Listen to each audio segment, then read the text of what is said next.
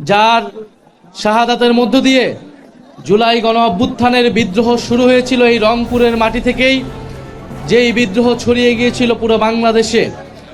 রংপুর সেই সাহসী সন্তানদের অঞ্চল। এই রংপুর অঞ্চলে এবারের নির্বাচনে আমাদের 4 জন প্রার্থী ছিল শাপলাকলির, আপনারা জানেন, পুরো রংপুর বিভাগে।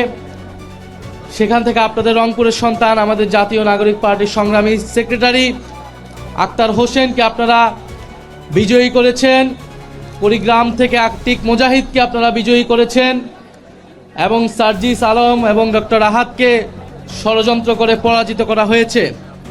কিন্তু এত ষড়যন্ত্র কারচুপির মধ্যেও এই রংপুর অঞ্চলে 11 দল বিজয় অর্জন করেছে।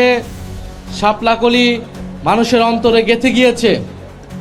ইনশাআল্লাহ আগামী স্থানীয় সরকার নির্বাচনেও আমরা এই রংপুর সিটি কর্পোরেশনে আমরা আপনাদের হাতে শাপলাকলি তুলে দিতে পারবো বলে আশা ব্যক্ত করছি।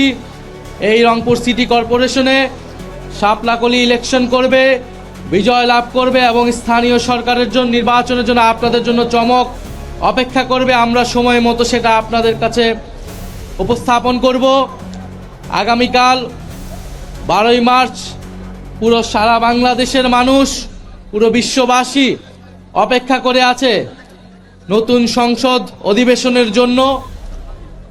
হাজারো মানুষের রক্তের উপর দিয়ে জুলাই গণ অভ্যুত্থানের মধ্য দিয়ে এই নির্বাচন, গণভোট এবং এই নতুন সরকার এবং নতুন সংসদ গঠিত হয়েছে। ফলে আমাদের প্রত্যাশা থাকবে, শুধু প্রত্যাশা নয়, আমাদের দাবি এবং আমরা অবশ্যই সেটা আদায় করে ছাড়বো। সেটা হচ্ছে সংস্কারের দাবি, সংবিধান সংস্কার পরিষদের দাবি, উচ্চ কক্ষের দাবি এবং নতুন বাংলাদেশের দাবি। আগামী দিন থেকে শুরু হবে সেই সংবিধান সংস্কার পরিষদের যাত্রা। আমরা আশা করছি সরকার দল শপথ নিতে সম্মত হবে এবং যে পুরনো রাষ্ট্রপতি, সেই রাষ্ট্রপতিকে সরিয়ে নতুন রাষ্ট্রপতি নির্বাচন শুরু করা হবে, উদ্যোগ গ্রহণ করা হবে। যদি এর কোনো ব্যত্যয় ঘটে, আপনারা সবই দেখছেন, সবই বুঝেন, সবই জানেন কারা এর জন্য দায়ী, কারা বাধাগ্রস্ত বাধা তৈরি করবে, আপনারা সেগুলো দেখবেন। আপনাদের প্রতি আহ্বান থাকবে, আপনারা যার যার জায়গা থেকে সোচ্চার হবেন। এটা কোনো দল বা মতের বিষয় নয়, সংস্কার সকলের জন্যই প্রযোজ্য। আপনারা সবাই হ্যাঁ ভোটের পক্ষে ভোট দিয়েছেন না? আমরা এবারে গণভোটে কিসের পক্ষে ভোট দিয়েছি? আমরা হ্যাঁয়ের পক্ষে ভোট দিয়েছি, দল মত নির্বিশেষে। ফলে সেই হ্যাঁকে কার্যকর করা এই সংসদের অন্যতম দায়িত্ব। সেই দায়িত্ব পালনের জন্য আমরা যাচ্ছি।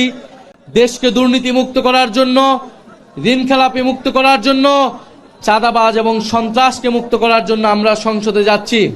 সারা বাংলাদেশে আবার অর্থনৈতিক মন্দা শুরু হতে পারে, আন্তর্জাতিকভাবে যুদ্ধ শুরু হয়েছে। এই সময় দেশে যদি ঐক্য না থাকে, দেশকে এগিয়ে নিয়ে যাওয়া সম্ভব নয়। সরকার একা দেশ পরিচালনা করতে পারবে না। ফলে জাতীয় ঐক্য প্রয়োজন এবং সারা দেশে আমাদের মা বোনদের নিরাপত্তা বিঘ্নিত হচ্ছে। আপনারা জানেন বিভিন্ন জায়গায় শিশু হত্যা হচ্ছে, নারীদেরকে ধর্ষণ করা হচ্ছে। আমরা উপযুক্ত বিচার চাই। বিচারহীনতার সংস্কৃতি থেকেই বাংলাদেশে ফ্যাসিবাদ এবং স্বৈরতন্ত্রের উদ্ভব ঘটেছিল।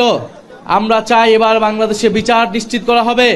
যে সকল জায়গায় মা বোনদের নিরাপত্তা বিঘ্নিত হচ্ছে, সে সকল জায়গায় আইন শৃঙ্খলা বাহিনী কঠোর ব্যবস্থা নেবে।